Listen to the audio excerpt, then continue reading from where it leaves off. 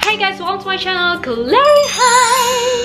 So, kita pasti udah dengar berita yang menghebohkan jagat maya bahwa seorang komisioner KPAI mengatakan bahwa kita harus berhati-hati apabila ada di satu kolam renang dengan lawan jenis, karena takutnya kalau laki-laki mengeluarkan sperma di kolam renang, perempuan yang satu kolam renang itu bisa hamil loh katanya. Emang iya ya? Bener gak sih? Seperti biasa, Dr. Clary Hi hadir untuk mengupas tuntas dan memberikan informasi yang sesungguh-sungguhnya dalam tempo yang sesingkat-singkatnya. Nggak usah lama-lama, langsung aja kita bahas. Bener nggak sih kalau perempuan berenang sama laki-laki bisa bikin hamil?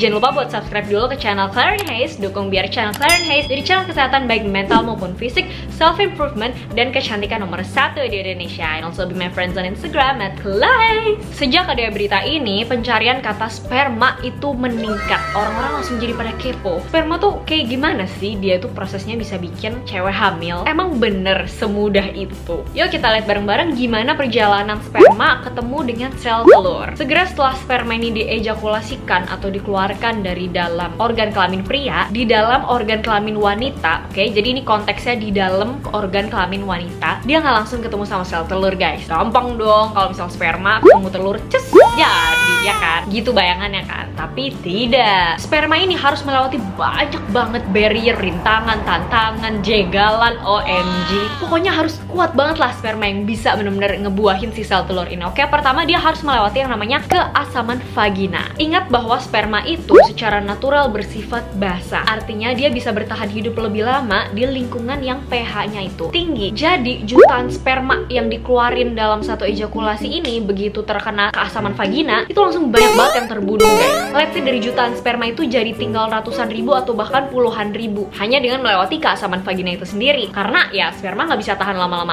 amat di lingkungan yang asam, vagina itu asam. Dari situ aja jumlah sperma udah berkurang nih. Lalu abis dari vagina dia harus melewati lendir mulut rahim atau lendir cervix. Lendir cervix ini kaya akan estrogen dan dia jadi filter yang baik untuk para sperma.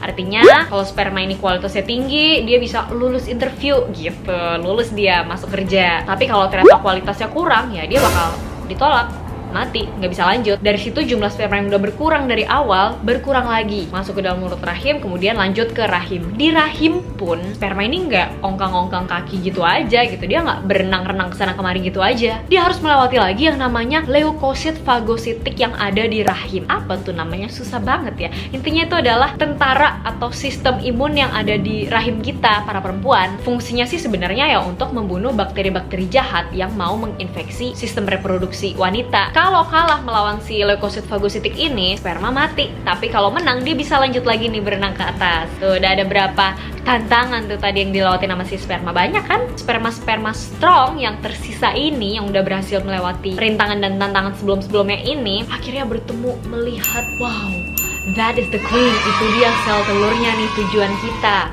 Mereka harus kompetisi dulu nih untuk cepet-cepetan mana duluan yang bisa berhasil nembus si ovum. Karena ovum ini anggap aja dia ada pelindungnya di luarnya gitu loh. Ada yang namanya zona pellucida, dimana sperma harus menembus zona pellucida ini, lapisan terluar oosit atau sel telur, supaya dia bisa masuk kemudian membuahi. Sel telur ini cuma memberi kesempatan untuk satu sperma pertama yang berhasil menembus dia. Begitu udah ada satu yang nembus, zona pellucida sel telur ini akan menebal. Jadi nggak memungkinkan sperma lain sisanya untuk ikutan menembus juga. Kenapa ya? Supaya kromosom kita bentuknya seperti manusia normal, supaya bisa hidup, which is 46XX atau XY. Barulah dari situ sperma dan sel telur ini membentuk yang namanya zigot dan kemudian berkembang menjadi embrio, lalalala, menempel di dinding rahim, baru terjadi kehamilan, guys. Itu pun kalau timingnya tepat, karena sperma cuman bisa bertahan 3-5 hari di dalam tubuh perempuan, di dalam organ reproduksi perempuan. Sedangkan sel telur cuman bertahan 24 jam setelah ovulasi atau setelah dikeluarin dari indung telur, sebelum dia berdegradasi menjadi korpus luteum dan lain sebagainya, yang kalau nggak dibuahi itu ya akan berlanjut membuat kita menstruasi. Nah, untuk pembahasan mengenai menstruasi aku udah banyak bahas di playlist yang ini,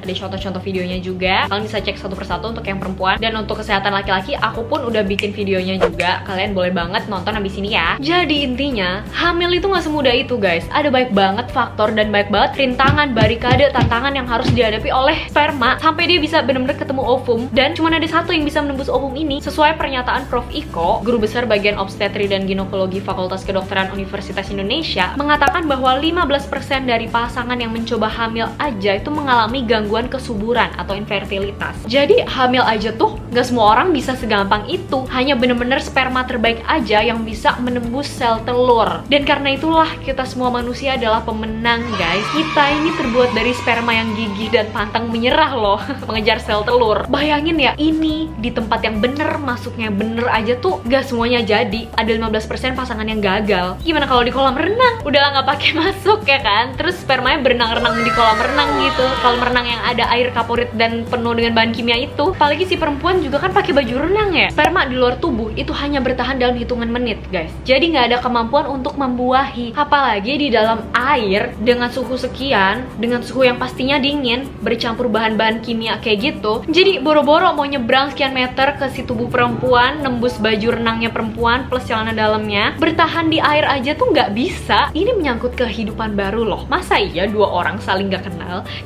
karena sama-sama di kolam renang, terus tiba-tiba bisa jadi hamil gitu? Sebenarnya hal-hal kayak gini tuh nggak perlu dijelasin lagi sih. Udah jelas-jelas hal yang kayak gini tuh nggak masuk akal gitu loh. Apalagi bawa-bawanya tuh pakai alasan ilmiah. Kapan nih lo mau berkembangnya nih lo kalau kayak gini-gini terus gitu loh beritanya? Dan itu kan jadi kesannya ya mohon maaf ya, tapi jadi seperti pembohongan dan pembodohan publik. So sekali lagi, berenang di satu kolam renang dengan lawan jenis perempuan dan laki-laki di satu kolam renang itu nggak bisa bikin hamil. Okay, it's all just hoax, misinformasi. Sekalipun kalau itu laki-laki benar-benar ngeluarin sperma di kolam renang, ya kan orang pasti ngeliat ekspresinya ya. Ekspresinya kan kayak aneh-aneh, kayak enakan gimana gitu loh, ya kan? Intinya itu semua cuman hoax. Kalau kalian dengar berita yang aneh-aneh, yang kayak nggak masuk akal, better kalian langsung cek ke Kominfo aja. Jadi kita percaya aja sama situs resmi, jangan asal percaya sama artikel atau pernyataan-pernyataan yang gak jelas sumbernya. So I guess sekian dulu pembahasan kita hari ini. Mohon maaf apabila ada salah kata. Aku percaya bahwa video ini bermanfaat dan membantu buat kalian semua.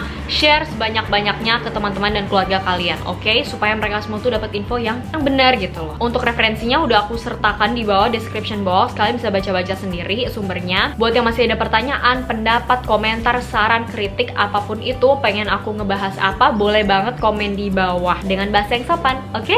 Jangan lupa buat like video ini dan subscribe di channel Claire & Haze. Dukung biar jadi cara kesehatan, baik mental maupun fisik, dan kecantikan nomor 1 di Indonesia. Stay updated ya guys sama info-info kesehatan di channel aku. Jangan lupa klik notifnya. And also follow my Instagram @claire. Thank you so much for watching guys. See you on my next video. Bye. Salam sehat anti hoax.